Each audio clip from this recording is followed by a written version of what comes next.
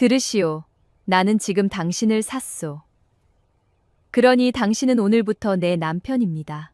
우와, 나 장가 가는 거야? 이게 웬 횡재야? 몰락한 교수의 이 파격적인 선언에 장터는 발칵 뒤집혔습니다. 그것도 정신이 온전치 못한 바보를 서방으로 맞이하다니요. 하지만 도망길은 험난했습니다. 서연을 잡으려는 추격자들은 짐승처럼 쫓아왔고, 위기의 순간마다 바보는 초인적인 본능으로 서연을 구했습니다.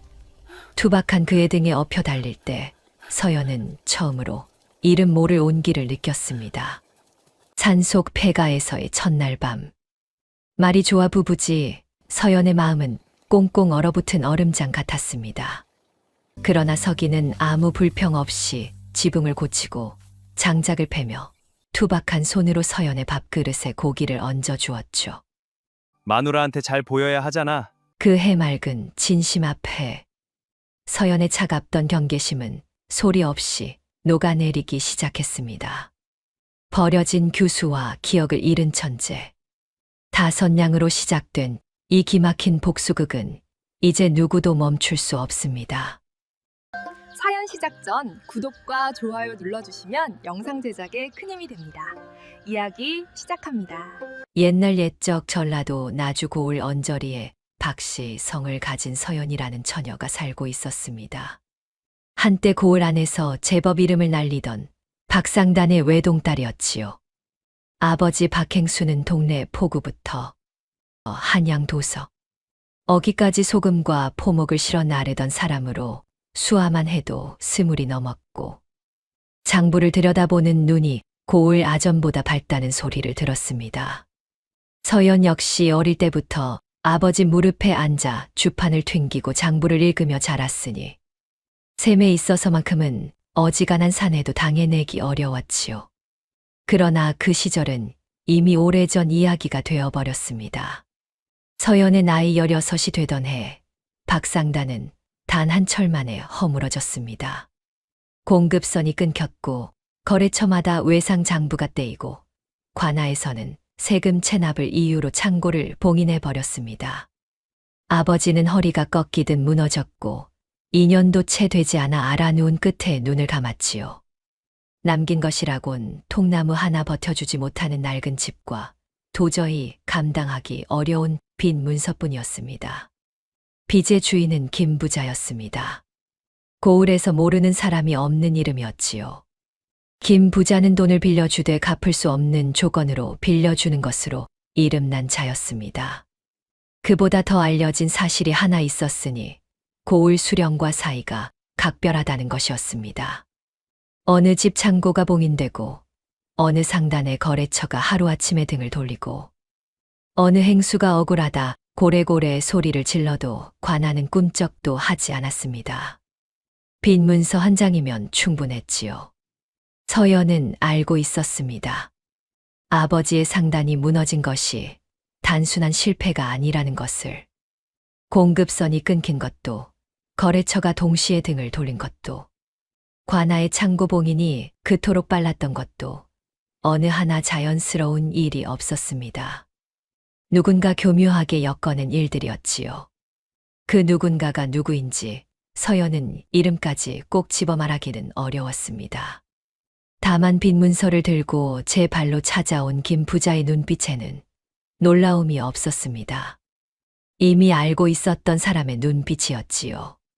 사흘 드리겠소. 사흘 안에 갚든지 아니면 당신이 내 집으로 들어오든지. 김 부자의 말은 짧고 분명했습니다. 나이 50이 넘은 사내가 20살. 처녀를 바라보는 눈빛이 어떠했는지는 굳이 말로 옮기지 않아도 알 수 있었지요. 서연은 그날 밤 한숨도 자지 못했습니다. 빈 장판에 등을 대고 눈을 뜬 채 천장만 바라보다가 첫 딸기 울기 전에야 천천히 몸을 일으켰습니다. 이대로 끌려갈 수는 없었습니다. 서연이 가장 먼저 손을 뻗은 것은 어머니의 유품이 담긴 작은 보자기였습니다. 어머니는 서연이 10살이 되던 해에 세상을 떠났습니다. 돌아가시기 전날 떨리는 손으로 서연의 손바닥 위에 엽전 꾸러미 하나를 올려놓으셨지요. 달고 달아 글자가 거의 지워진 엽전들이었습니다. 아무리 어려워도 이 돈만큼은 쓰지 말라고, 아무리 배가 고파도 이 돈만큼은 손대지 말라고 하셨습니다. 서연은 그 말을 지켰습니다. 아버지가 알아누운 3년 동안도, 상단이 무너지고 집이 텅텅 비어가던 동안도 보자기를 열어보지 않았지요. 다 선냥. 지금 손에 쥔 것은 그뿐이었습니다. 보자기를 품속에 넣고 나서야 서연은 비로소 움직이기 시작했습니다. 챙길 것도 별로 없었습니다. 갈아입을 치마 저고리 한 벌, 아버지가 쓰시던 붓과 벼루, 그리고 마루 깊숙이 밀어 넣어두었던 오래된 나무 괴짝. 괴짝 안에는 아버지의 장부들이 가득했습니다. 낡은 것들은 내버려두고 가장 마지막 장부만 꺼내 들었지요. 박 상단이 문을 닫기 직전까지의 거래 내역이 빼곡하게 적혀 있는 것이었습니다. 장부를 접어 넣으려다 서연의 손이 멎었습니다. 마지막 장이었습니다. 아버지의 필체가 아니었지요. 낯선 손길로 또렷하게 적힌 이름 하나와 숫자들이 페이지를 채우고 있었습니다. 강석. 이름 아래에는 동네 포구 거래처 이름과 선박 편수, 소금 수량, 날짜들이 정연하게 나열되어 있었습니다. 그런데 그 숫자들이 예사롭지 않았습니다. 단순한 거래 기록이 아니었지요. 어떤 수치는 아직 오지 않은 날짜 옆에 적혀 있었고, 어떤 수치는 다른 고을의 가격 변동을 미리 예측한 것처럼 보였습니다. 아버지가 이 이름을 서연에게 말씀하신 적은 단 한 번도 없었습니다. 강석. 누구인가? 서연이 생각에 잠기려는 찰나 대문 밖에서 인기척이 났습니다. 낮은 발소리와 쇠 부딪히는 소리였지요. 김 부자가 사흘을 주겠다 했지만 그 말을 곧이곧대로 믿을 수는 없었습니다. 이미 수아들이 마을 어귀에 와 있는지도 몰랐지요. 서연은 장부를 품속에 밀어넣고 뒷담으로 뛰었습니다. 달도 없는 밤이었습니다. 맨발에 닿는 흙이 차가웠지만 멈출 수 없었지요. 골목을 돌고 밭두렁을 지나 숲 어귀를 빠져나오자 어디선가 개 짖는 소리가 들렸습니다. 서연은 고개를 돌리지 않았습니다.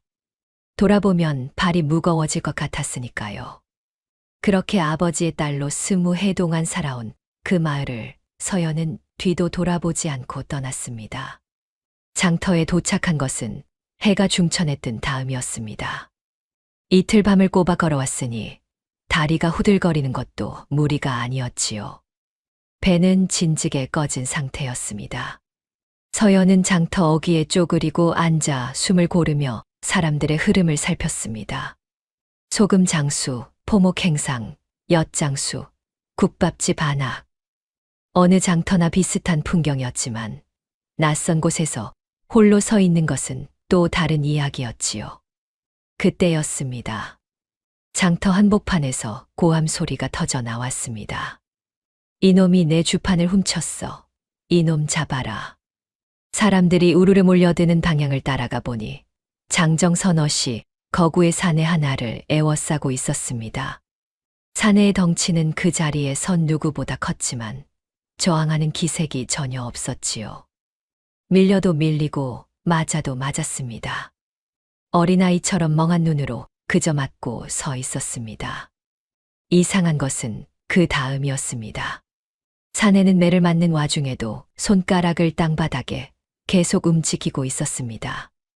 먼지 쌓인 흙바닥을 손끝으로 긁어가며 무언가를 적고 또 적었지요. 사람들은 그 모습을 보고 더 비웃었습니다.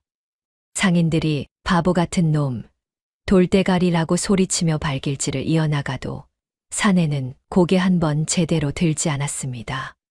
손가락은 멈추지 않았지요. 서연은 무심코 사내 쪽으로 발을 옮기다가 멈추었습니다. 땅바닥에 적힌 것들이 눈에 들어왔기 때문입니다. 숫자였습니다. 손가락으로 흙을 긁어쓴 숫자들이 줄을 이루고 있었지요.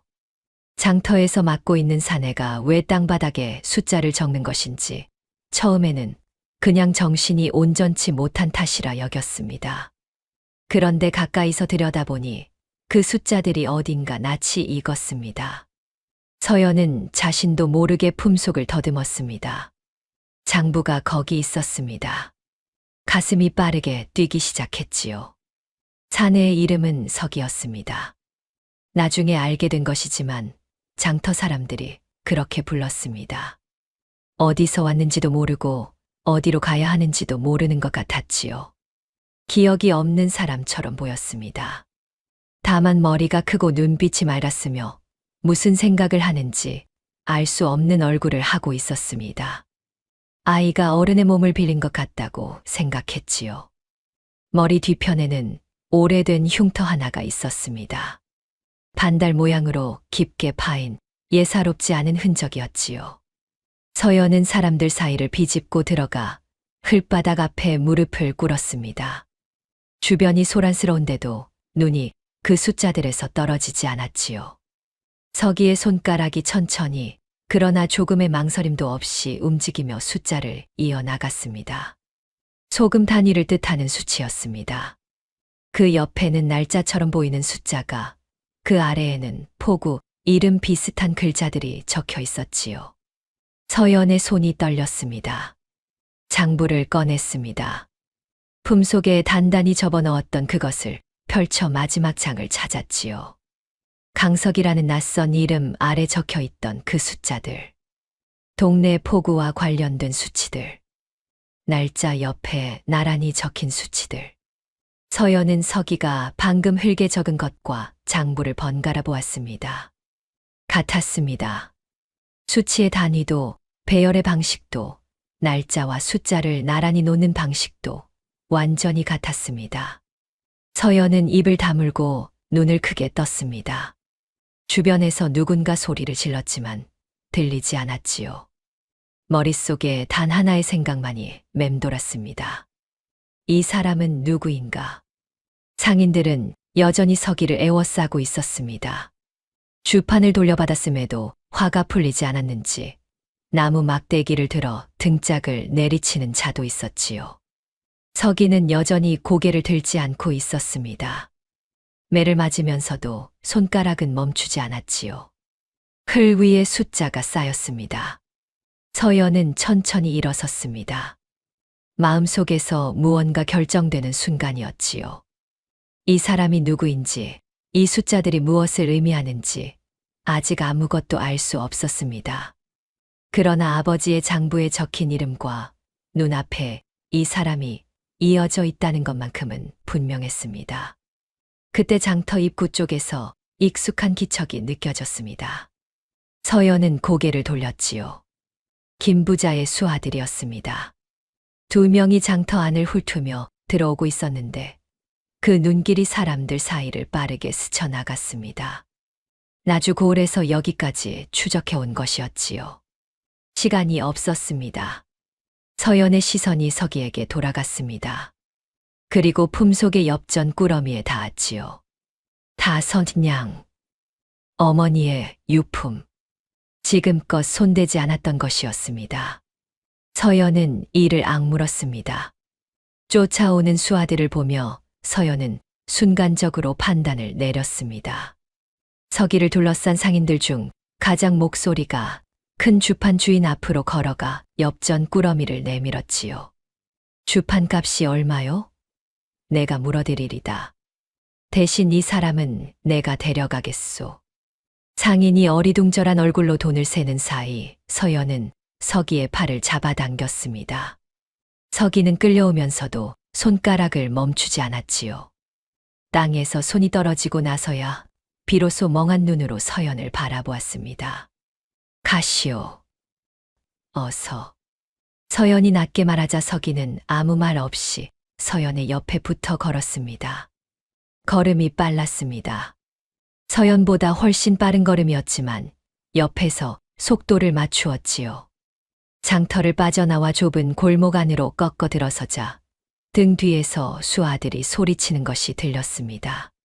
서연은 달렸고 서기는 서연 옆을 그림자처럼 따라 달렸습니다. 두 사람이 좁은 골목 깊숙이 들어서자 수아들의 발소리가 멀어졌습니다. 서연은 벽에 등을 기대고 숨을 몰아쉬었습니다. 가슴이 터질 것 같았지요. 다선냥이 사라진 것을 실감하니 어머니 얼굴이 떠오르며 눈물이 차오를 것도 같았습니다. 그러나 울고 있을 때가 아니었습니다. 서연은 서기의 앞을 막아섰습니다. 들으시오. 나는 지금 당신을 샀소. 그러니 오늘부터 내 남편이오. 말하고 나서 서연 스스로도 놀랐습니다. 이 말이 입 밖으로 나올 줄은 몰랐지요.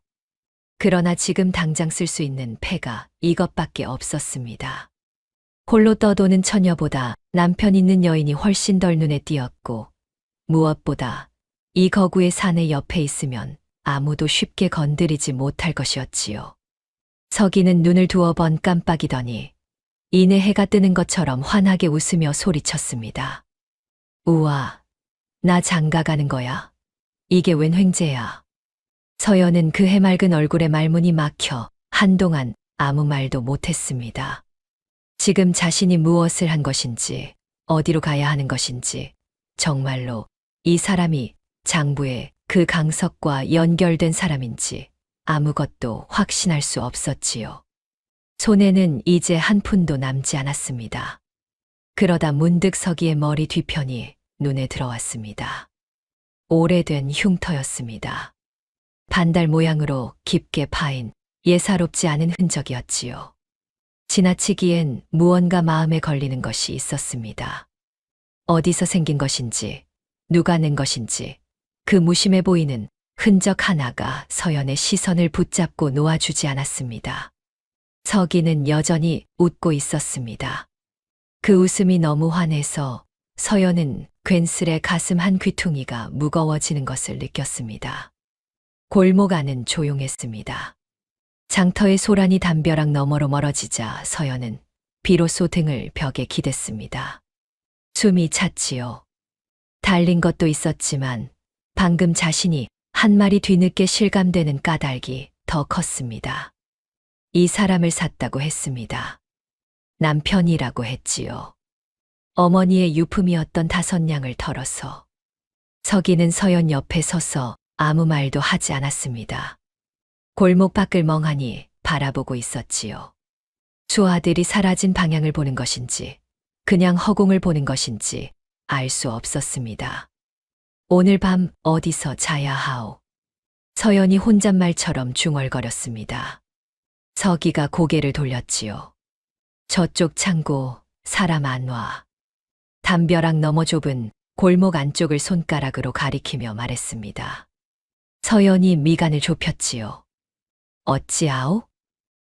냄새. 오래된 기름 냄새. 쓰는 창고는 그 냄새 안 나. 서연은 서기를 바라보다가 창고 쪽으로 걸었습니다.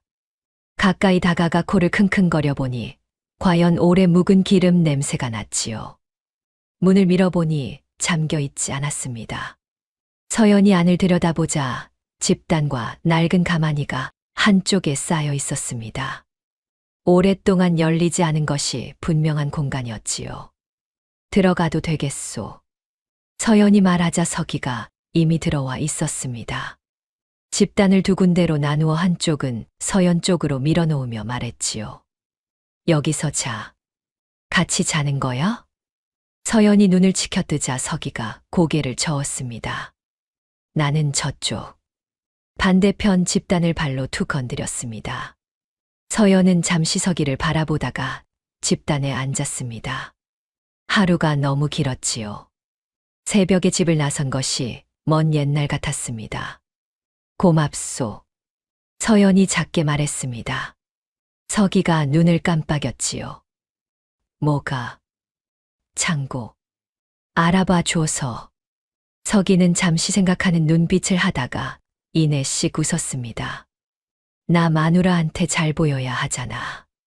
서연은 그 말에 어이가 없어 웃음이 날 뻔했지만 참았습니다. 마누라. 서연이 그 말을 뱉은 것이 불과 한 시진 전이었지요. 이 사람은 그것을 이미 사실처럼 받아들이고 있었습니다. 당신 이름이 뭐요? 서연이 물었습니다. 서기가 잠시 멎더니 말했지요. 서기. 다른 이름은 없소. 모르겠어. 짧은 대답이었습니다. 더 이상 나올 말이 없을 것 같았지요. 서연은 입을 다물었습니다. 어디서 왔는지, 언제부터 장터를 떠돌았는지, 그 머리 뒤편의 흉터가 어떻게 생긴 것인지. 묻고 싶은 것이 많았지만 지금 당장 답이 나올 질문들이 아니었습니다. 그때 서기가 불쑥 물었습니다. 근데 왜 나 샀어? 서연이 대답을 고르는 사이 서기가 이어서 말했지요. 저 아저씨들한테서 도망가려고? 그것도 있소. 다른 이유도 있어. 서연이 잠시 입을 다물었습니다. 품속의 장부가 생각났지요. 장터 바닥에 적혀 있던 숫자들이 생각났습니다. 그러나 그것을 지금 이 사람에게 말하는 것은 이르다 여겼지요. 나중에 말하겠소. 서기는 고개를 끄덕이더니 자기 집단에 드러 누웠습니다. 눕기가 무섭게 숨소리가 고르게 이어졌지요. 이렇게 빨리 잠이 드는 사람이 있다는 것이 놀라웠습니다. 서연은 눈을 감지 못하고 창고 천장을 바라보았지요. 바람이 문틈으로 새어 들어왔습니다. 차가운 바람이었지요. 서연은 치마 끝을 여미며 생각했습니다. 내일 어디로 가야 하는가? 김 부자의 수하들이 장터를 뒤지고 있을 것이었습니다. 이 고을에 오래 머물 수 없었지요. 그러다 서기 쪽으로 눈이 갔습니다. 잠든 얼굴은 낮보다 어려 보였습니다. 어린아이처럼 평온했지요. 그 얼굴을 보다가 서연은 다시 한번 그 흉터를 떠올렸습니다. 머리 뒤편의 반달 모양으로 깊게 파인 흔적. 오래된 것이었습니다. 넘어져서 생길 수 있는 모양이 아니었지요. 누군가 의도를 가지고 낸 흔적 같았습니다. 장부 마지막 장의 이름이 다시 떠올랐습니다. 강석. 서연은 눈을 감았습니다. 잠이 오지 않을 것을 알면서도 눈을 감았지요. 내일이 오면 이 사람과 함께 이 고을을 벗어나야 했습니다. 그 다음은 그때 가서 생각해도 늦지 않았지요. 그때였습니다. 서기가 잠든 지 꽤 되었을 때였는데 그쪽에서 나지막한 소리가 새어 나왔지요. 동네 소금 23. 아니, 25. 서연은 눈을 번쩍 떴습니다. 잠이 들기도 전이었는데 그 말이 또렷이 들렸지요. 동네, 소금, 숫자. 아버지의 장부에 있던 것들이었습니다. 서연은 몸을 일으켜 서기를 바라보았습니다. 서기의 눈은 감겨 있었습니다. 잠이 든 것인지 깨어있는 것인지 알 수 없었지요. 품속에서 장부가 느껴졌습니다. 서연은 손을 뻗으려다 멈추었습니다. 어두워서 볼 수도 없었고 지금 당장 확인한다 해도 달라지는 것은 없었지요. 그러나 가슴이 빠르게 뛰었습니다. 우연이라 하기엔 너무 정확한 단어들이었습니다. 바람이 창고 틈으로 새어 들어왔습니다. 서연은 오랫동안 잠을 이루지 못했습니다. 사흘째 되는 날 아침, 주막 골목 어귀에 낯선 자들이 나타났습니다. 서연이 먼저 알아챈 것이 아니었습니다. 서기가 문득 고개를 드는가 싶더니 서연의 소매를 잡아당겼지요. 저 사람들, 아까 장터에서도 봤어. 서연이 담벼락 틈으로 내다보니 과연 김 부자의 수하들이었습니다. 2명이 아니라 이번에는 4이었지요. 골목 입구를 막은 채 행인들에게 무언가를 묻고 있었습니다. 서연의 인상착의를 물어보는 것이 분명했지요. 뛰어야겠소. 서연이 낮게 말하자 서기는 잠시 사방을 둘러보았습니다. 그러고는 아무 말 없이 서연을 번쩍 들어 등에 업었지요. 내려주시오. 나 혼자 뛸 수 있소. 느려. 내가 빠르게 가는 게 나아. 반박하기도 전에 서기가 달리기 시작했습니다. 처음에는 놀라움에 입을 다물었지만 얼마 지나지 않아 서연은 그 놀라움이 다른 종류로 바뀌는 것을 느꼈지요. 빠른 것이 아니었습니다. 지나치게 빠른 것이었습니다. 무거운 짐을 지고 달리는 사람의 속도가 아니었지요. 골목을 꺾고 좁은 길을 지나고 개울을 뛰어넘는 발놀림이 거침없었습니다.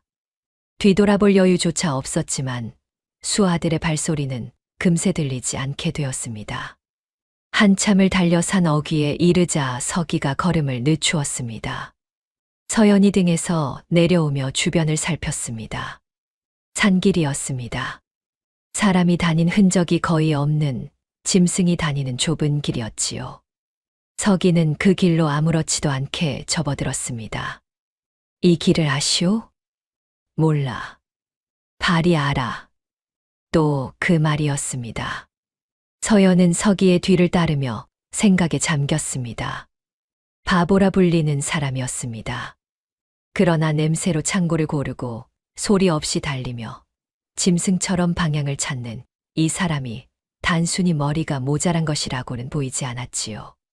기억이 없는 것과 아는 것이 없는 것은 다른 이야기였습니다. 몸이 기억하는 무언가가 이 사람 안에 있었습니다. 산 중턱을 넘어서자 낡은 집 한 채가 눈에 들어왔습니다. 지붕 한쪽이 내려앉고 문짝이 떨어진 채였지만 담은 남아 있었지요. 사람이 떠난 지 몇 해는 된 듯 보였습니다. 여기서 살면 돼. 서기가 말했습니다. 서연은 집 안을 둘러보았습니다. 방 하나에 작은 부엌이 붙어 있는 구조였지요. 흙벽이 군데군데 파였고 바닥에는 먼지가 두껍게 쌓여 있었습니다. 이곳이 괜찮겠소. 서연이 묻자 서기는 고개를 끄덕이며 이미 떨어진 문짝을 들어 올리기 시작했습니다. 서연이 무어라 말하기도 전에 문짝을 제자리에 맞추고 지붕에 올라가 내려앉은 자리를 살피기 시작했지요. 해가 지기 전에 집이 갖춰질 것 같았습니다. 서연은 그 모습을 한참 바라보다가 부엌으로 들어갔습니다. 패가는 사흘 만에 사람이 사는 집의 모습을 갖추었습니다. 서기가 내려앉은 지붕을 얹고 떨어진 문짝을 달고 마른 풀을 베어다 방 한켠에 자리를 깔았지요. 서툰 구석이 하나도 없었습니다.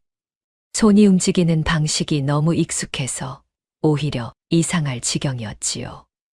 망치를 처음 잡아보는 사람의 손놀림이 아니었습니다. 연장을 어디 두어야 하는지, 나무를 어떻게 맞추어야 하는지 몸이 먼저 알고 있었습니다. 서연은 그 모습을 바라보며 말없이 부엌을 정리했습니다. 낮에는 그런 대로 바빴습니다.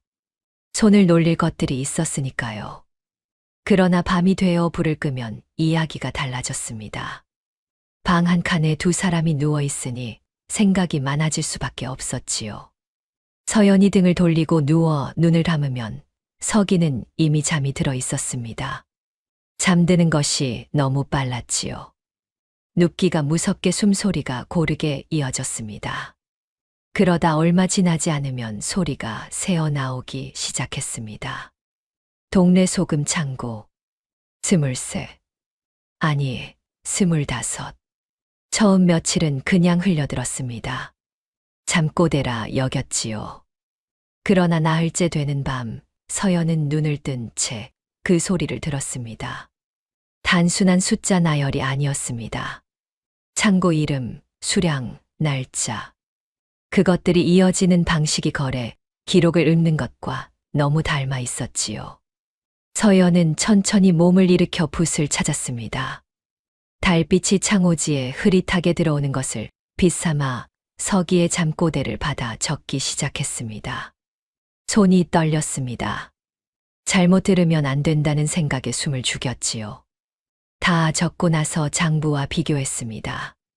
수치가 맞아떨어졌습니다. 단위와 배열 방식이 완전히 같았지요. 서연은 오랫동안 붓을 내려놓지 못했습니다. 이 사람이 무엇인지, 기억을 잃기 전에 어떤 사람이었는지, 그 흉터가 어떻게 생긴 것인지, 아버지의 장부에 적힌 이름과 이 사람이 정말 이어진 것인지. 생각이 이어지던 중 서기의 입에서 또 소리가 흘러나왔습니다. 강석. 서연의 손이 굳었습니다. 방 안이 고요했지요. 달빛만이 창호지를 희게 물들이고 있었습니다.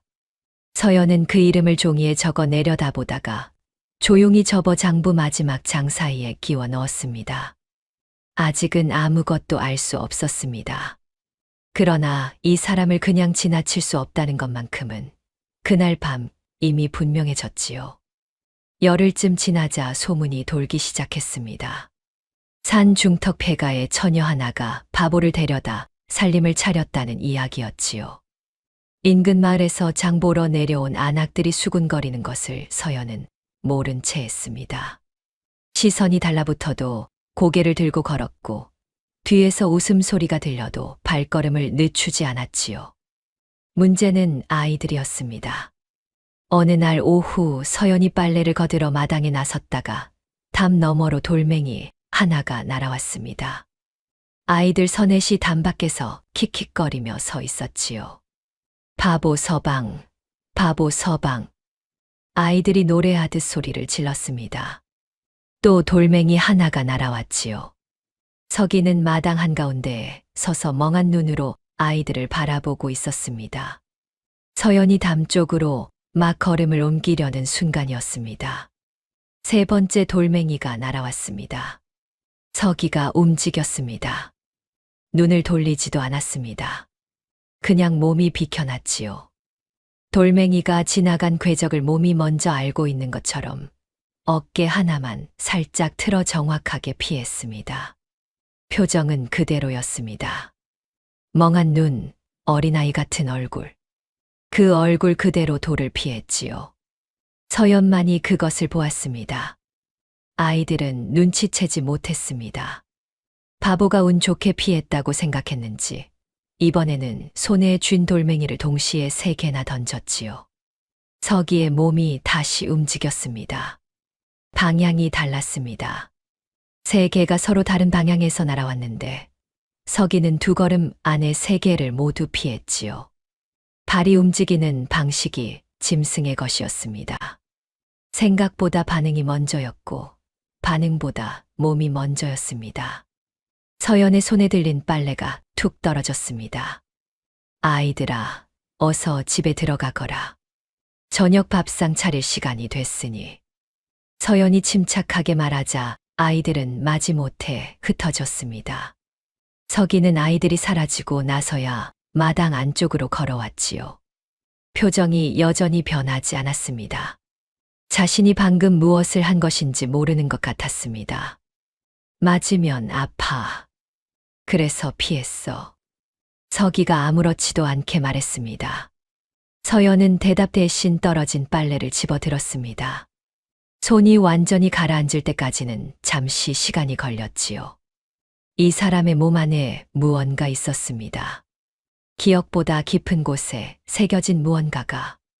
저녁을 지을 때에도 밥을 먹을 때에도 서연은 내내 그 생각을 떨치지 못했습니다. 가을이 깊어가면서 2 사람의 살림은 조금씩 자리를 잡았습니다. 서연이 장에 나가 국밥집 심부름을 하며 끼니를 때우는 동안 서기는 집을 지키거나 서연을 따라다니며 무거운 것을 날랐습니다. 말이 없었고 불평도 없었지요. 시키는 대로 했고 시키지 않아도 필요한 것을 먼저 했습니다. 서연이 빨래를 널려 하면 이미 줄이 쳐져 있었고 밥을 지으려 부엌에 들어서면 장작이 가지런히 쌓여 있었지요. 어디서 배운 것인지 몸이 먼저 알고 있는 것들이었습니다. 그날도 장터였습니다. 서연이 국밥집 심부름으로 된장 한 사발을 받아 돌아오는 길에 장터 한켠에서 신랑이 소리가 들렸지요. 서기가 곡식 장수 앞에 서 있었습니다. 장수가 손을 흔들며 무언가를 세고 있었고 서기는 멍한 눈으로 그 앞에 서 있었지요. 서연이 가까이 다가가 보니 내막은 이러했습니다. 서기가 국밥집 주인에게 심부름을 받아 쌀을 사러 갔는데 장수가 단위를 바꾸어 계산하여 더 적은 양을 더 비싼 값에 팔려 하고 있었지요. 서기가 멍하니 서 있자 장수는 알아채지 못한 줄 알고 능청스럽게 자루를 묶으려 했습니다. 그때 서기가 중얼거렸습니다. 한 말은 10되야. 지금 8되잖아. 장수의 손이 멎었습니다. 서기는 여전히 멍한 표정이었지요. 그 표정 그대로 자루 안을 손가락으로 가리켰습니다. 2대 모자라. 더 줘야 해. 장수가 당황한 기색을 감추지 못하며 주위를 둘러보았습니다. 서연이 바로 앞에 서 있는 것을 보고는 결국 자루를 뜯어 쌀을 채워 넣었지요. 서연이 자루를 받아 서기에게 건네자 서기는 고마워 한마디를 남기고 국밥집 쪽으로 걸어갔습니다. 서연은 잠시 그 자리에 서 있었습니다. 주변 상인들이 수군거리는 소리가 들렸습니다. 바보가 운이 좋았다느니 저 여인이 뒤에서 거둔 것이라느니 하는 말들이었지요. 서연은 그 말들을 흘려들으며 서기의 뒤를 따랐습니다. 걸으면서 생각했습니다. 저 사람은 속임을 당하고 있다는 것을 알았습니다. 알면서도 소리를 높이지 않았지요. 그냥 사실을 말했을 뿐이었습니다. 바보라서가 아니었습니다. 오히려 그 반대였지요. 장터에서 돌아오는 길에 서연은 서기 옆을 걸으며 말했습니다. 당신은 셈을 잘하오. 응.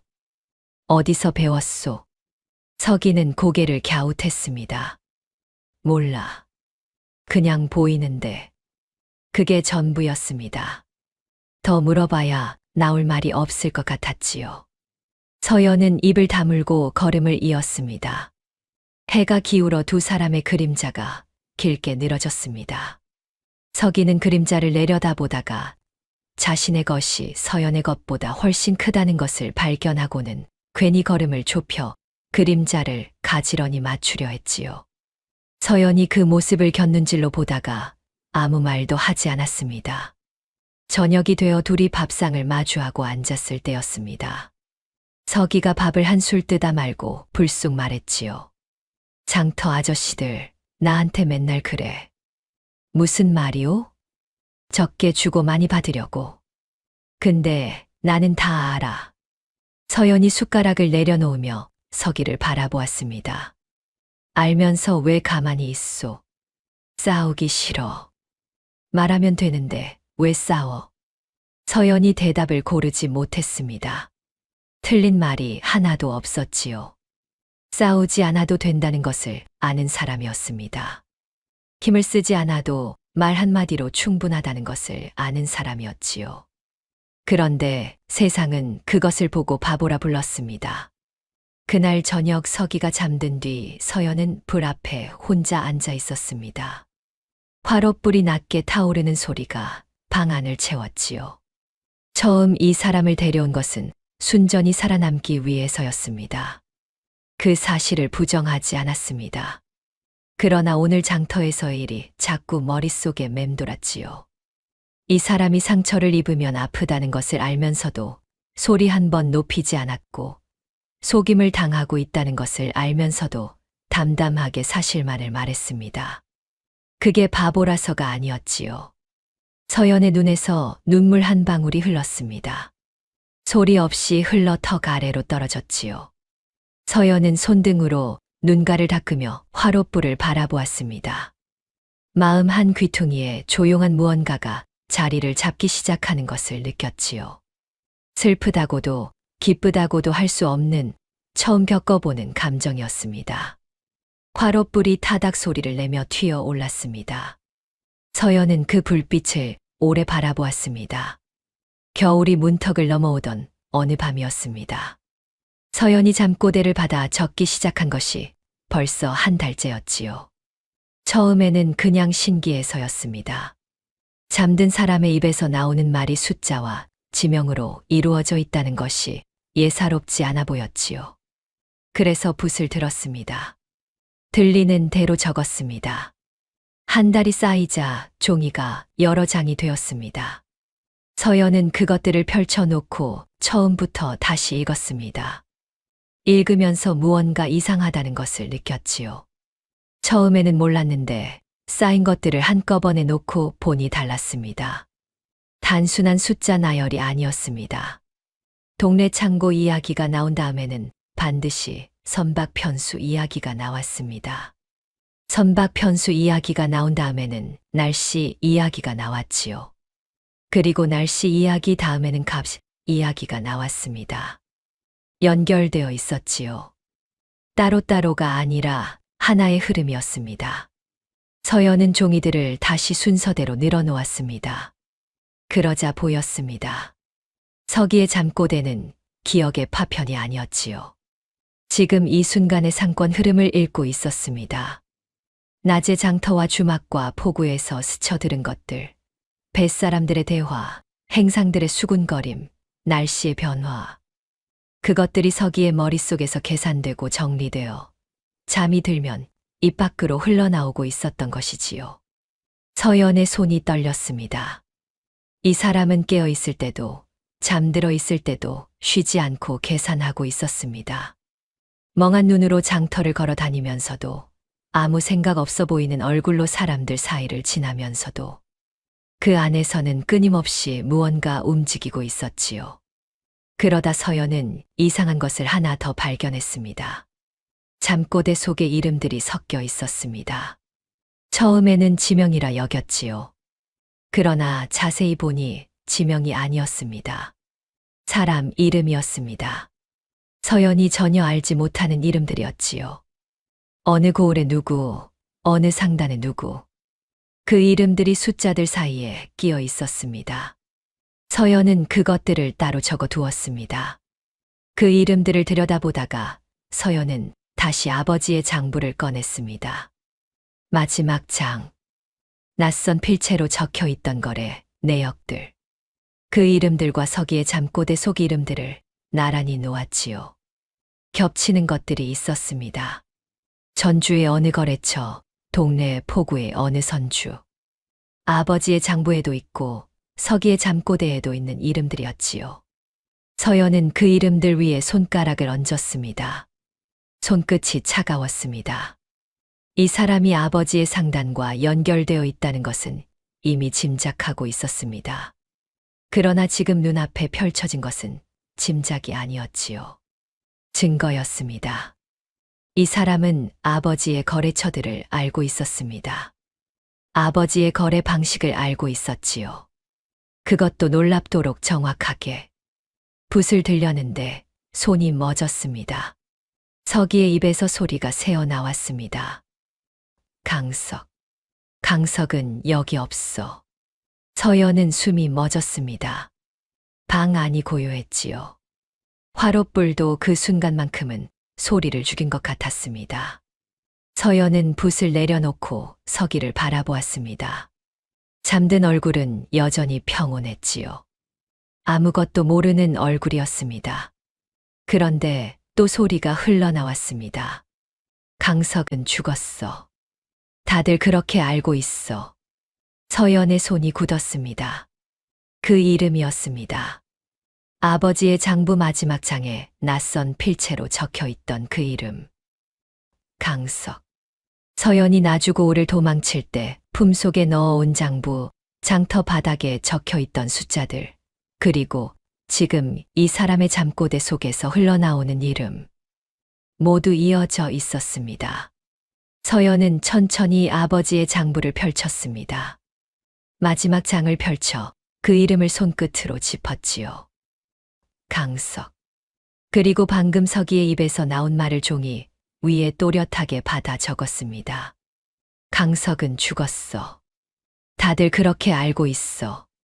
적어놓고 나서 서연은 오래 그 문장을 바라보았습니다. 강석이 죽었다고 다들 알고 있다면 지금 살아있는 이 사람은 누구인가? 이 사람이 강석이라면 강석은 어떻게 기억을 잃고 장터를 떠도는 바보가 되었는가? 그리고 그것을 꾸민 자는 누구인가? 질문이 꼬리를 물었습니다. 서연은 종이를 접어 장부 마지막 장 사이에 조심스럽게 끼워 넣었습니다. 그리고 서기의 잠든 얼굴을 한참 바라보았지요. 그 얼굴이 낯설면서도 낯설지 않았습니다. 오래 알아온 사람 같았지요. 처음 만난 것이 불과 몇 달 전인데 이미 오랜 시간이 지난 것 같았습니다. 이 사람의 기억을 되찾아 주어야 한다는 생각이 처음으로 들었습니다. 그것이 의무라서가 아니었지요. 이 사람이 자신의 이름을 알아야 한다고 생각했습니다. 장터를 떠돌며 바보 소리를 들어야 할 사람이 아니라는 것을 서연은 이미 알고 있었습니다. 화롯불이 낮게 타오르며 방 안을 비추었습니다. 서기의 잠꼬대가 다시 조용히 흘러나오기 시작했지요. 서연은 붓을 다시 들었습니다. 12챕터 첫 번째 도박. 봄이 오기 직전이었습니다. 어느 날 저녁 서기가 밥상 앞에 앉아 멍하니 숟가락을 놀리다가 툭 말했습니다. 보름 뒤에 남해 쪽 공급선이 안 와. 서연이 손을 멎었습니다. 무슨 말이오? 소금배. 남해 쪽에서 올라오는 거. 보름 뒤에 안 와. 왜 그리 생각하오? 서기는 잠시 생각하는 눈빛을 하다가 이내 멍한 표정으로 돌아왔습니다. 뱃사람들이 그러더구만. 그게 전부였습니다. 이유를 더 물어도 대답이 없었지요. 뱃사람들이 그랬다는 것, 그것뿐이었습니다. 서연은 그날 밤 한참을 생각했습니다. 서기가 언제 뱃사람들을 만났는지 알 수 없었지요. 아마 장터 어귀에서 스쳐들은 이야기일 것이었습니다.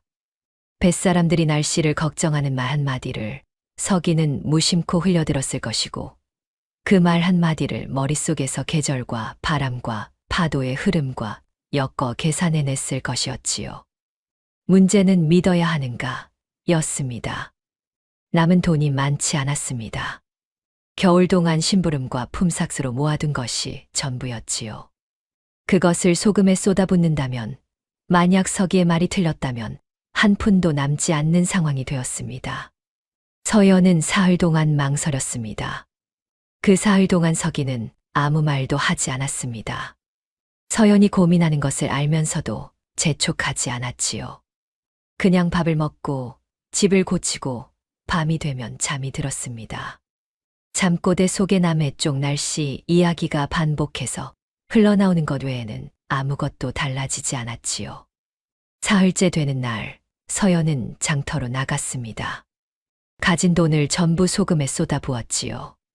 한꺼번에 사면 눈에 띄는 까닭에 여러 곳을 돌며 조금씩 샀습니다.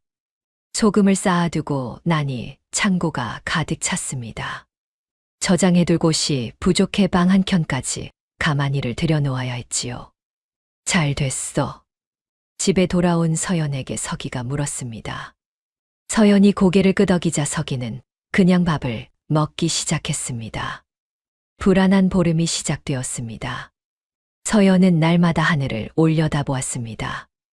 날씨가 맑으면 초조했고 구름이 끼면 기대가 생겼지요. 그 감정이 반복되는 동안 밥맛이 없었습니다. 서기가 그런 서연을 멍한 눈으로 바라보다가 어느 날 아침 국을 한 그릇 더 떠다 놓으며 말했지요. 밥 먹어. 걱정해도 날씨는 안 바뀌어. 서연은 그 말에 그만 피식 웃어버렸습니다. 억지로라도 숟가락을 들었지요. 바보가 하는 말이 이따금 이렇게 오를 때가 있었습니다. 보름이 지나고 사흘째 되는 날 밤이었습니다. 장터 어귀에서 웅성거리는 소리가 들렸습니다. 서연이 나가보니 뱃사람처럼 보이는 이들이 두런두런 이야기를 나누고 있었지요. 귀를 기울이자 말의 조각들이 들어왔습니다. 남해 쪽에 큰 폭풍이 있었다는 것이었습니다. 바람이 사흘을 몰아쳤고 공급선 여러 척이 항구로 돌아오지 못했다는 것이었지요. 어떤 배는 화물을 버리고 겨우 인명만 건졌다 했고 어떤 배는 아직 소식도 없다 했습니다. 이번 달 소금 공급은 틀렸다는 말이 자연스럽게 뒤따랐습니다. 서연은 소름이 돋아 그 자리에 굳어버렸습니다. 다음 날부터 소금값이 오르기 시작했습니다. 처음에는 조금이었지만 사흘이 지나자 폭이 달라졌지요. 상인들이 남은 소금을 내놓지 않았고 없다는 소문이 돌자 없다는 소문이 또 소문을 키웠습니다. 값이 2배가 되고 닷새 뒤에는 3배에 육박했지요. 서연은 창고 문을 열지 않았습니다. 값이 정점에 이른 날을 가늠하며 기다렸지요. 서기에게 물었습니다. 언제가 좋겠소? 서기는 잠시 먼 곳을 바라보더니 말했습니다. 내일 모레. 그 뒤에는 내려가. 서연은 그 말을 믿었습니다. 이미 한 번 믿기로 결정한 사람이었으니까요. 이틀 뒤 서연은 소금을 팔았습니다. 날이 저물기 전에 창고가 텅 비었지요. 손에 쥔 돈이 처음 쏟아부은 것에 3배를 넘었습니다. 서연은 자루를 쥔 손을 오랫동안 내려다보았지요. 이런 돈이 세상에 있다는 것이 믿기지 않았습니다. 집으로 돌아와 서기 앞에 자루를 내밀었습니다. 당신 말이 맞았소. 서기는 자루를 보더니 눈을 동그랗게 떴습니다. 이게 다 생겼어. 그렇소. 와, 그게 전부였습니다.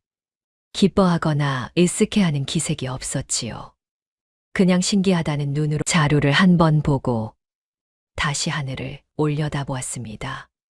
서연은 그 모습이 우스워 웃음이 났습니다. 웃다 보니 눈가가 뜨거워졌지요. 뱃사람들의 말 한마디를 흘려들어 바람과 파도의 계절을 계산해낸 사람. 그게 이 사람이었습니다. 기억을 잃고 장터를 떠돌면서도 그 능력만큼은 잃지 않았던 것이지요. 서연은 웃음을 삼키며 부엌으로 들어갔습니다.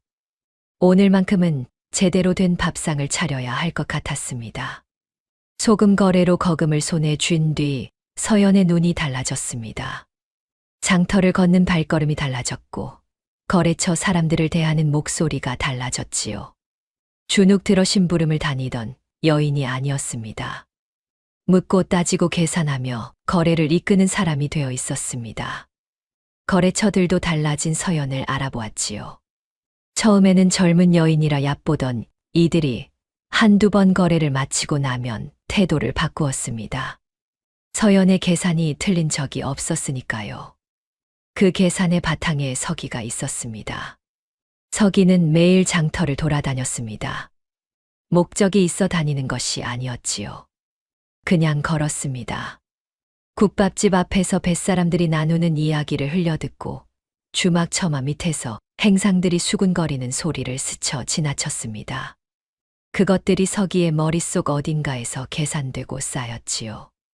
저녁 밥상 앞에서 서기가 툭 던지는 말 한마디가 서연에게는 다음 거래의 방향이 되었습니다. 그러나 그날의 실수는 서연 스스로 자초한 것이었습니다. 마포 쪽 포목 거래였지요.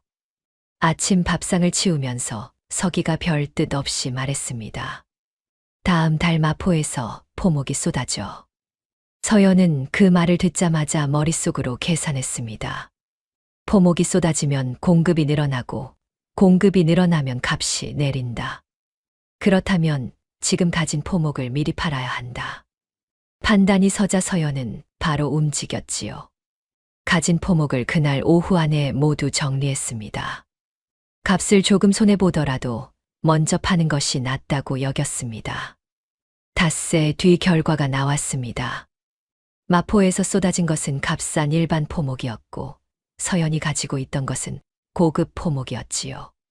등급이 달랐습니다. 일반 포목이 넘쳐나자 오히려 고급 포목의 귀함이 드러났고 값은 크게 뛰었습니다. 서연이 팔지 않고 버텼다면 2배는 받을 수 있었지요. 그 차이가 고스란히 손해로 남았습니다. 집으로 돌아오는 길에 서연의 발걸음이 무거웠습니다. 서기는 마당에서 장작을 패고 있었지요. 서연이 들어서는 것을 보고 도끼를 내려놓으며 물었습니다. 잘 됐어. 서연은 대답하지 않고 방으로 들어갔습니다. 장부를 꺼내 숫자를 다시 들여다보았지요. 볼수록 분했습니다. 서기의 말이 틀린 것이 아니었습니다. 마포에서 포목이 쏟아진 것도 사실이었지요. 다만 서연이 성급하게 해석한 것이었습니다. 그것을 알면서도 억울한 감정이 가라앉지 않았지요. 서기가 방문을 열고 들어왔습니다. 많이 손해봤어. 그렇소. 내 말이 틀렸어. 서연이 고개를 들었습니다. 서기의 눈이 걱정스러운 빛을 띠고 있었지요. 탓하는 눈빛이 아니었습니다. 자신이 잘못한 것인지 진심으로 궁금해하는 눈빛이었습니다. 당신 말은 맞았소. 내가 잘못 해석한 것이오. 어떻게 잘못 들었어? 서연이 포목의 등급 이야기를 설명하자 서기는 고개를 끄덕였습니다. 아, 나는 그냥 포목이라고 했는데 비싼 거 얘기는 안 했어. 그게 그 말 아니요? 아닌데. 짧고 담담한 대답이었습니다. 틀린 말이 하나도 없었지요. 서연이 성급하게 해석한 것이 분명했습니다. 그것을 알면서도 가슴 속에 뭉쳐있는 것이 쉽게 풀리지 않았습니다. 자신이 모자랐다는 것이 부끄러웠지요. 두 사람이 한동안 아무 말도 하지 않았습니다. 그때 서기가 서연의 손을 꼭 잡았습니다. 크고 거친 손이었지요. 장작을 패고 땔감을 나르고 지붕을 고치며 굳어진 손이었습니다. 서연이 놀라 고개를 들자 서기가 환하게 웃으며 말했지요. 괜찮아. 또 하면 돼. 그 한마디였습니다. 서연은 대답하지 못했습니다. 목구멍에서 무언가 올라오는 것 같았지요.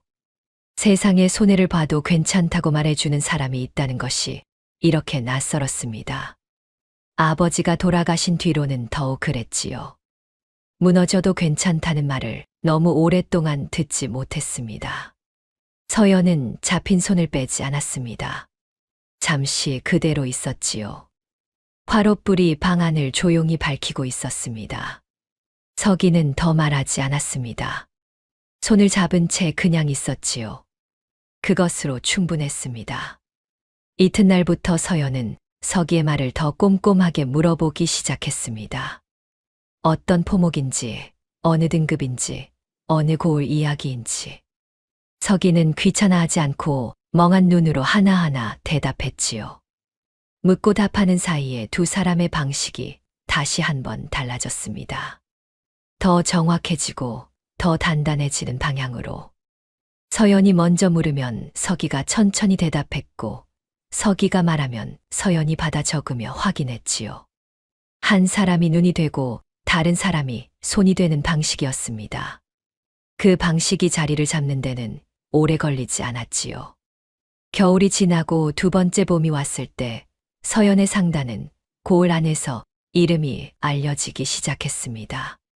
처음에는 장터 안의 소문이었지요. 산 중턱 폐가에 살던 젊은 여인이 바보 남편 하나 데리고 장사를 시작했는데 1년도 채 되지 않아 제법 큰 거래를 한다더라. 는 이야기였습니다. 그러다 봄이 여름으로 넘어가면서 소문의 결이 달라졌지요. 단순히 잘 나간다는 이야기가 아니라 어떤 거래에서도 손해를 보지 않는다는 이야기로 바뀌었습니다. 장터 상인들이 고개를 갸웃하기 시작했지요. 어떻게 저렇게 정확하게 움직이느냐고, 귀신이 붙었느냐고. 서연은 소문에 귀 기울이지 않았습니다. 아버지 박행수의 딸답게 장부를 정리하고 거래처를 넓혔지요. 무엇보다 공을 들인 것은 동네 포구 쪽 소금 유통이었습니다. 아버지가 쥐고 있다가 빼앗긴 그 유통권의 일부를 되찾는 것이었지요. 거래처 한 곳을 공들여 만났습니다.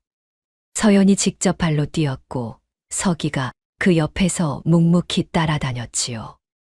그 소식이 김 부자의 귀에 들어갔을 때 처음에는 코웃음을 쳤습니다. 망한 상단의 딸년이 겨우 몇 푼 모은 것이라 여겼지요. 그러나 소문은 멈추지 않았습니다.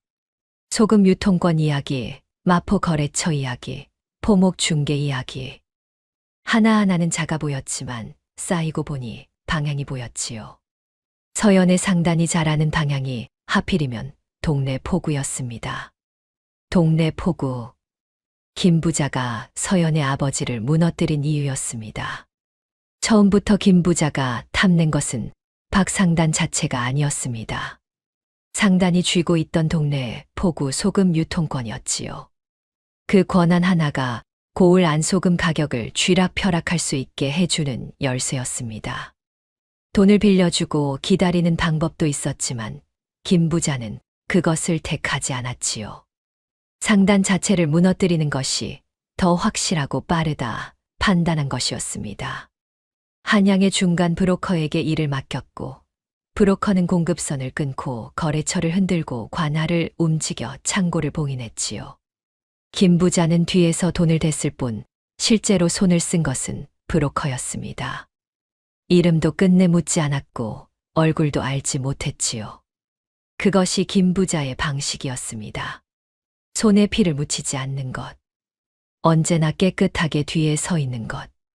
그런데 지금 그렇게 무너뜨린 상단의 자리를 딸이 되찾아오고 있었습니다.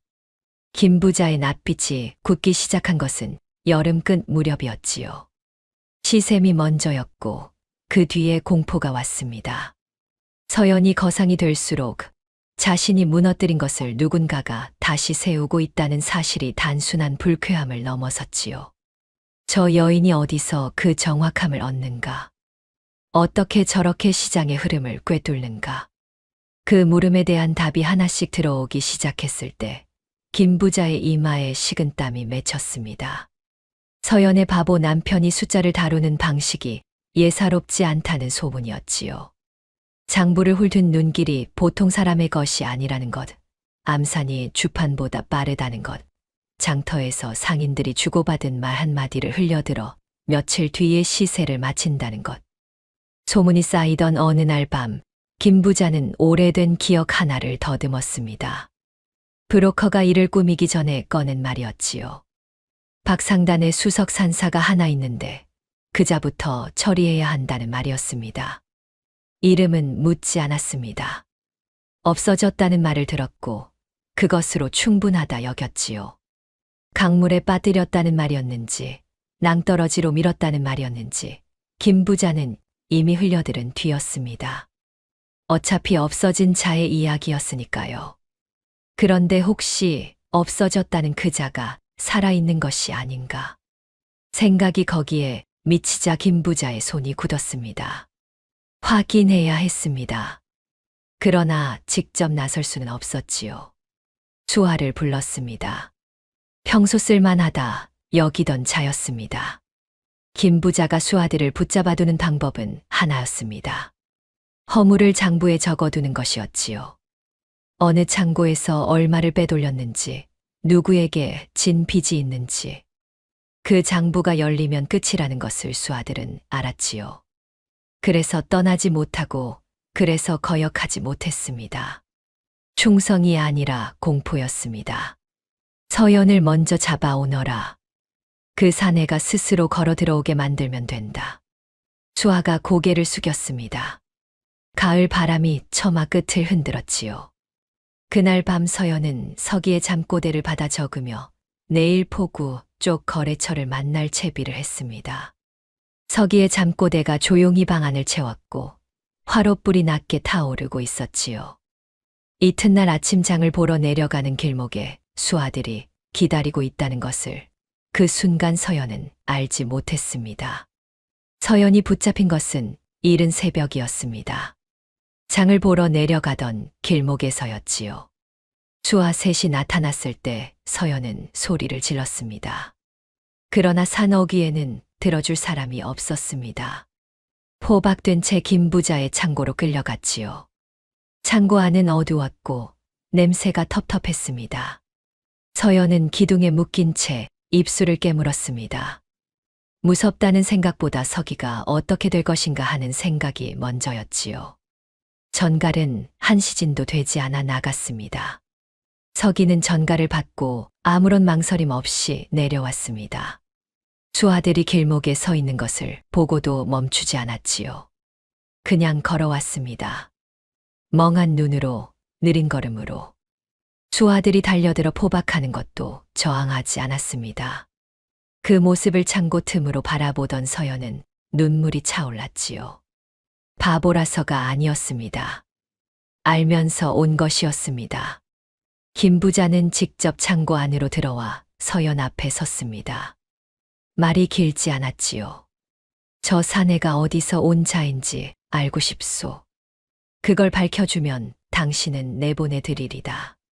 서연이 입을 다물자 김 부자는 고개를 끄덕였습니다. 예상했다는 듯이 품에서 오래된 장부 하나를 꺼내 들었지요. 증거로 삼을 요량인 듯 장부를 펼쳐 서연 앞에 들이밀었습니다. 박상단의 거래 내역이었습니다. 서연의 아버지 이름이 적힌 낡은 장부였지요. 그 순간이었습니다. 장부가 펼쳐지면서 오래된 종이 냄새가 창고 안을 채웠습니다.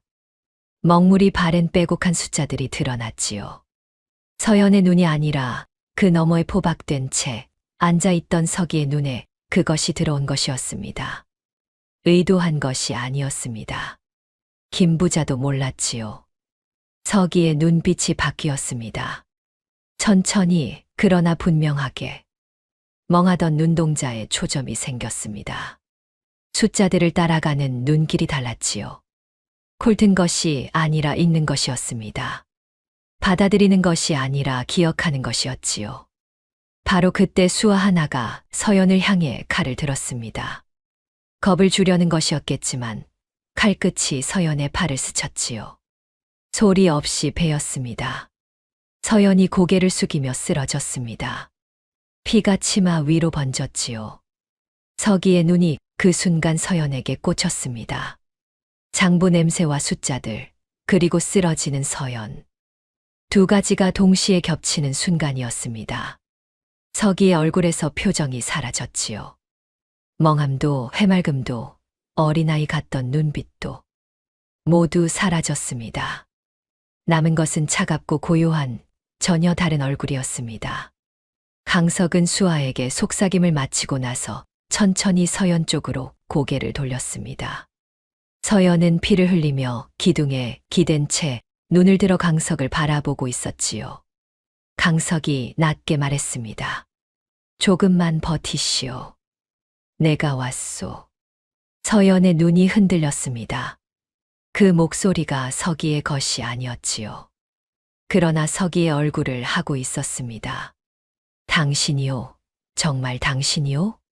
강석이 고개를 끄덕였습니다. 말이 없었지요. 그것으로 충분했습니다. 창고 안이 잠시 조용해졌습니다. 강석은 포박된 채로 자리에 앉아 있었지만 몸에서 무언가가 달라져 있었지요. 등이 펴지고 어깨가 가라앉았습니다. 힘을 뺀 것이 아니라 오히려 깊은 곳에서 고요하게 가라앉은 자세였습니다. 수아들 중 가장 가까이 서 있던 자가 그것을 알아챘는지 이상하게 발을 옮겼지요. 강석이 그 수아를 바라보았습니다. 영감 기억하시오. 무진년 겨울 군산 창고에서 빼돌린 것이 쌀 15가마였지요. 그 장부는 아직 남아있소. 수아가 굳었습니다. 강석은 시선을 옮겼습니다. 그 옆에 영감도 들으시오. 을묘년에 진 빚이 아직 3군데 남아있소. 체주들이 알면 가족이 곤란해지겠지요. 창고 안에 있던 수아들의 발소리가 멎었습니다.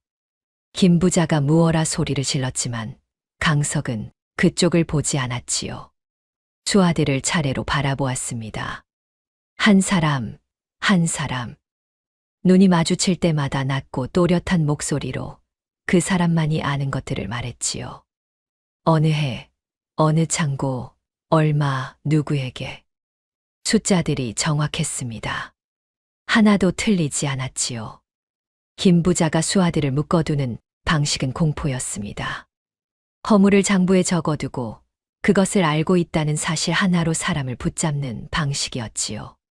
그런데 지금 눈앞에 이 사내가 그 장부 안의 숫자들을 통째로 외우고 있었습니다. 기억이 돌아오면서 함께 돌아온 것들이었지요. 강석이 조선 최고 상단의 수석 산사로 일하던 시절, 김부자의 장부는 거래 관계로 한 번 손에 들어온 적이 있었습니다. 그때 눈에 담아둔 숫자들이 기억 속에 고스란히 살아 있었지요. 두 번째 수아가 먼저 움직였습니다. 서연의 결박을 끌었지요. 김부자가 고함을 질렀지만 창고 안의 공기가 이미 달라져 있었습니다. 강석은 천천히 자리에서 일어나 줄이 풀린 손목을 가볍게 털었습니다. 서연 쪽으로 걸어와 낮게 말했지요. 먼저 나가시오. 서연은 팔에서 흐르는 피를 손으로 누르며 몸을 일으켰습니다. 다리가 후들거렸지만 걸었지요. 창고 문을 열고 나서자 바깥 공기가 차갑게 얼굴을 때렸습니다. 잠시 뒤 강석이 나왔습니다. 끌려 나온 것이 아니었지요. 걸어 나온 것이었습니다. 뒤에서 김 부자가 무어라 고함을 질렀지만 강석은 돌아보지 않았지요. 두 사람이 나란히 섰습니다. 바깥 공기가 차가웠지만 서연은 춥지 않았습니다. 서연이 먼저 입을 열었지요. 기억이 돌아온 것이 언제요? 창고 안에서요. 장부가 펼쳐지는 순간, 그리고 당신이 쓰러지는 순간이었소. 두 가지가 겹쳤습니다. 오래된 장부 냄새와 빼곡한 숫자들, 그리고 피를 흘리며 쓰러지는 서연. 그 두 가지가 동시에 닥쳤을 때 서기의 안에 잠겨 있던 것이 깨어났지요. 몸이 기억하는 것들이 있었습니다. 장터에서 돌을 피하던 움직임도, 집을 고치던 손놀림도, 밤마다 잠꼬대 속에 흘러나오던 숫자들도 모두 몸이 먼저 알고 있었지요. 기억이 돌아오자 그것들이 하나씩 이름을 찾았습니다. 강석은 서연의 팔을 가만히 들어 천을 다시 단단히 동여맸습니다. 손놀림이 조심스러웠지요. 미안하오. 무엇이 미안하오? 알면서 늦게 왔소. 서연이 눈을 들었습니다. 강석의 얼굴에서 서기의 흔적을 찾았지요. 해가 뜨는 것처럼 웃던 그 웃음, 괜찮다고 손을 잡아주던 그 손. 모두 이 사람이었습니다. 당신이 서기로 살던 날들도 기억하오? 모두 기억하오. 그러면 내가 처음 당신을 남편이라 불렀을 때도 강석이 고개를 끄덕였습니다. 그날부터 기억하오. 모두. 서연이 고개를 숙였습니다. 눈물이 차올랐지요. 참으려 했지만 손끝이 먼저 떨렸습니다. 강석이 그 손을 살며시 잡았습니다. 피가 번진 손이었지요. 그 손을 감싸주며 낮게 말했습니다. 이제 해야 할 일이 있소. 목소리가 낮고 단단했습니다.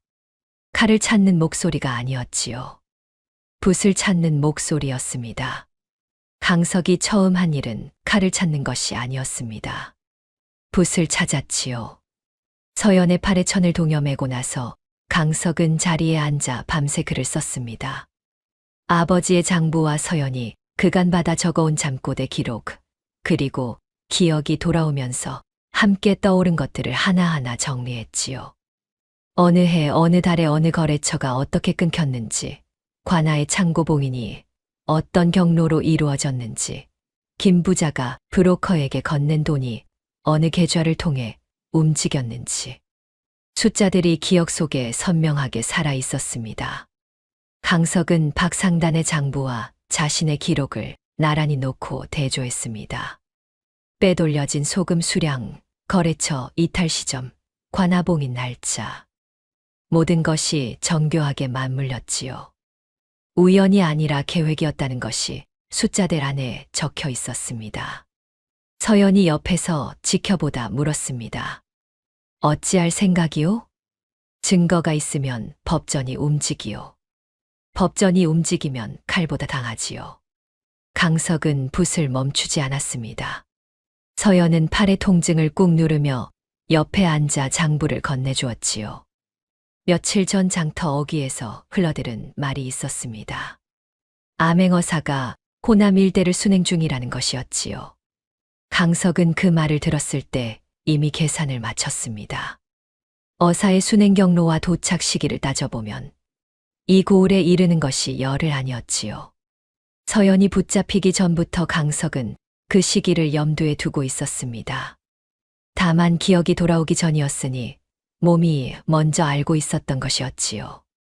열흘째 되는 날, 강석은 증거 장부를 직접 들고 어사 앞에 나아갔습니다. 어사는 꼼꼼한 사람이었습니다. 장부를 받아 들고 오래 들여다보았지요. 강석이 정리한 기록은 허술한 구석이 없었습니다. 연도별로, 거래처별로, 금액별로 정연하게 정리된 증거였지요. 어사는 이튿날 새벽에 출도했습니다. 김 부자의 재산이 몰수되었습니다. 창고가 봉인되고 장부가 압수되었지요. 서연을 해친 수하들은 포박되어 관아로 끌려갔습니다. 고을 수령은 김부자와 결탁한 것이 드러나 파직되었지요. 김부자는 싸우지 않았습니다. 싸울 수가 없었지요. 숫자가 그를 에워싸고 있었으니까요. 칼도 주먹도 공권력도 소용없었습니다. 장부 하나가 그 모든 것을 무너뜨렸습니다. 강석은 그 자리에서 한 번도 목소리를 높이지 않았지요. 명예가 회복된 것은 그의 늦가을이었습니다. 박상단의 이름이 다시 거래처에 오르내리기 시작했지요. 동네 포구 소금 유통권도 돌아왔습니다. 아버지가 빼앗겼던 것이 딸의 손으로 되찾아진 것이었습니다. 서연은 그날 저녁 혼자 아버지의 오래된 장부를 꺼내 들고 오래 앉아 있었지요. 다음 날 아침이었습니다. 서연이 마당에 나서자 강석이 서 있었습니다. 비단 옷을 입고 있었지요. 서기로 살 때와는 다른 차림이었습니다. 단정하게 상투를 올리고 갓을 쓴 모습이 낯설면서도 낯설지 않았지요. 서연이 그 모습을 바라보며 말했습니다. 잘 어울리오. 고맙소. 강석이 품에서 무언가를 꺼냈습니다. 엽전 꾸러미였지요. 서연이 눈을 좁혔습니다. 낡은 꾸러미였습니다. 엽전들이 닳아서 글자가 거의 보이지 않았지요. 서연의 눈이 커졌습니다. 그것은 처음 나를 사셨을 때의 값이오. 다 선냥. 강석이 꾸러미를 서연 앞에 내밀었습니다. 서연은 꾸러미를 내려다보다가 손을 뻗지 않았지요. 받지 않겠소. 왜요? 서연이 고개를 들어 강석을 바라보았습니다. 잠시 생각하더니 말했지요. 그 돈은 남편 값이 아니었소. 동무 값이었소. 강석이 눈을 깜빡였습니다. 서연이 계속 말했지요. 장터에서 당신을 살 때 내가 원한 것은 남편이 아니었소. 살아남을 방법이 필요했고 당신이 그 방법이었지요. 그러니 갚을 값이 없소. 그러면 나는 무엇으로 갚아야 하오? 서연이 입을 열다가 멈추었습니다. 그러고는 천천히 웃었지요. 이미 갚았소. 몇 번이나. 강석도 웃었습니다. 처음에는 낮게, 그러다가 조금 더 환하게. 서기로 살 때 해가 뜨는 것처럼 웃던 그 웃음이 강석의 얼굴에서도 나왔지요. 서연은 그 웃음을 보며 생각했습니다. 이 사람이 서기일 때도 강석일 때도 이 웃음만큼은 같다는 것을. 그러면 이 돈은 내가 가지고 있겠소. 강석이 꾸러미를 다시 품에 넣었습니다. 마음대로 하시오. 두 사람이 마주보며 웃었습니다. 마당 끝 감나무 잎이 한 잎 떨어져 내렸지요. 가을 햇살이 두 사람 사이를 고요하게 채웠습니다. 겨울이 오기 전 마지막으로 따뜻한 날이었습니다.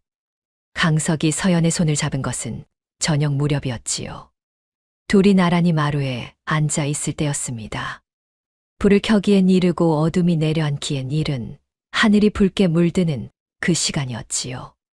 강석이 먼저 말을 꺼냈습니다. 드릴 말씀이 있소. 서연이 고개를 돌렸습니다.